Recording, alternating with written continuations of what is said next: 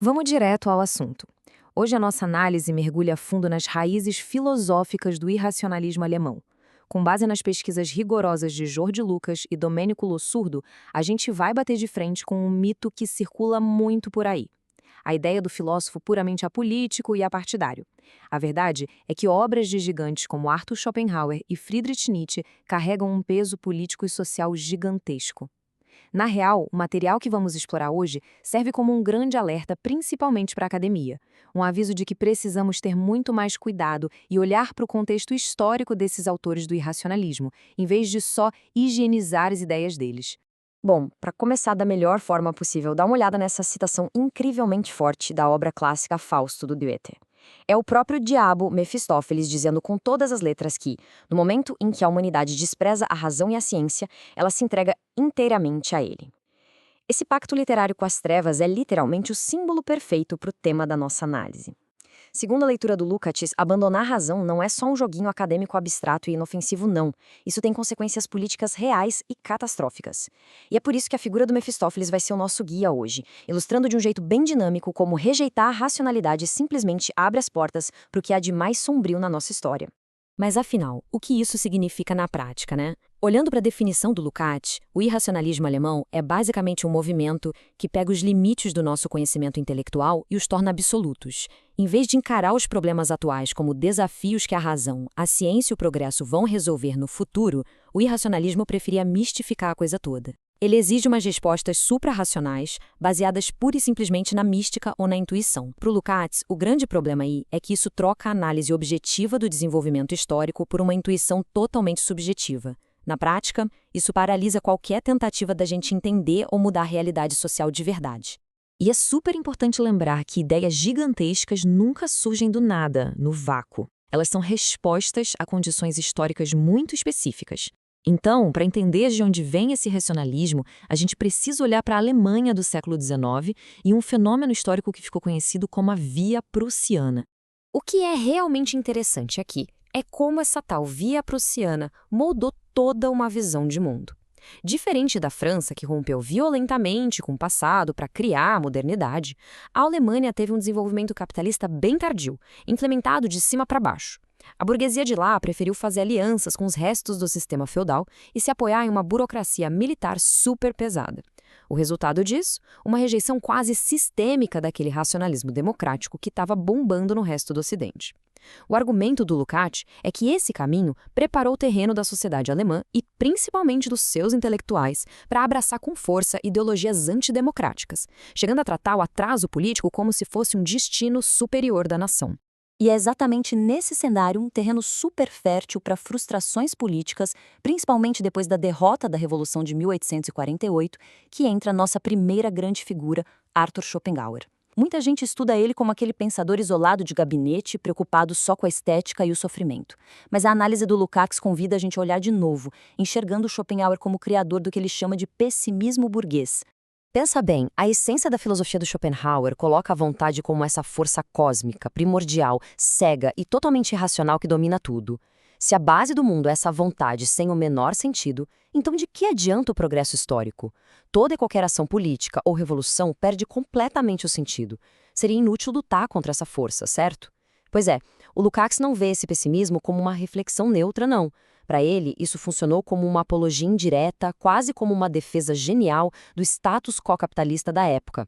Ao incentivar essa fuga para a interioridade e uma postura totalmente passiva, o Schopenhauer entregou de bandeja para a burguesia reacionária a desculpa filosófica perfeita para ignorar o sofrimento das massas e as contradições sociais.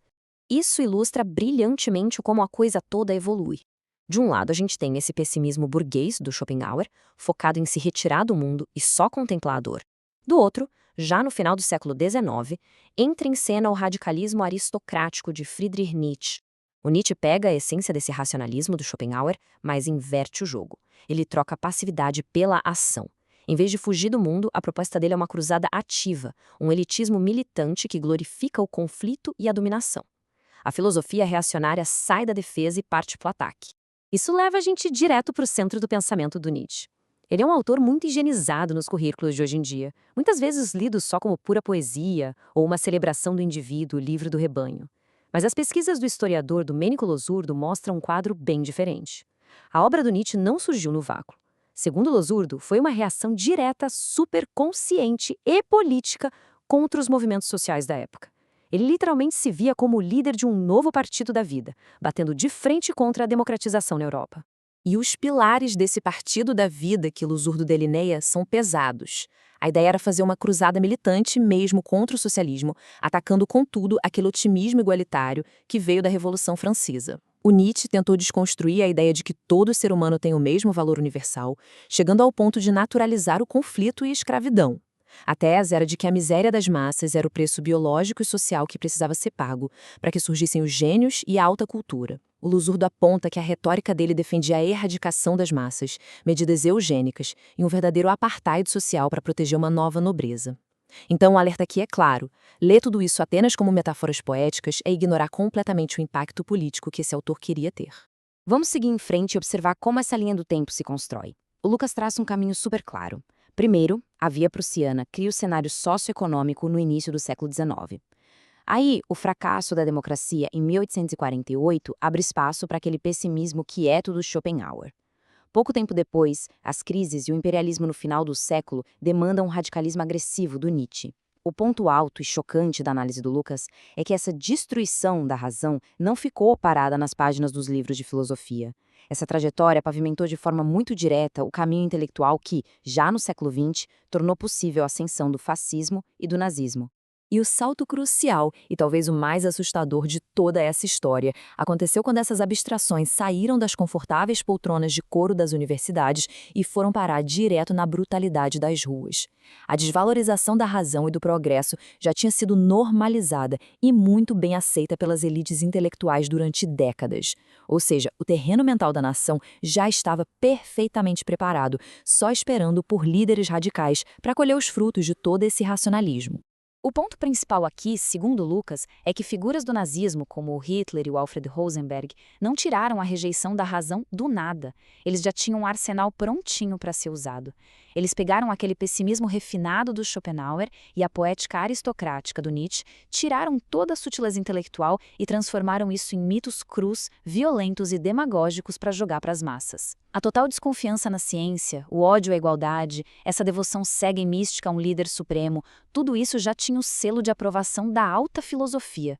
Na visão do Lucas, o fascismo basicamente usou como arma aquele mesmo irracionalismo que a academia já vinha cultivando há tempos. O que nos traz de volta àquela invocação de Fausto lá do começo, de cite monite, ou seja, aprendam com o aviso. Trazer de volta a figura sombria do Mefistófeles agora serve para cravar na nossa mente que esse pacto contra a razão não é só uma curiosidade histórica sobre a Alemanha antiga. As análises do Lukács e do Losurdo deixam claríssimo que higienizar ideias antidemocráticas é um perigo muito real nos dias de hoje.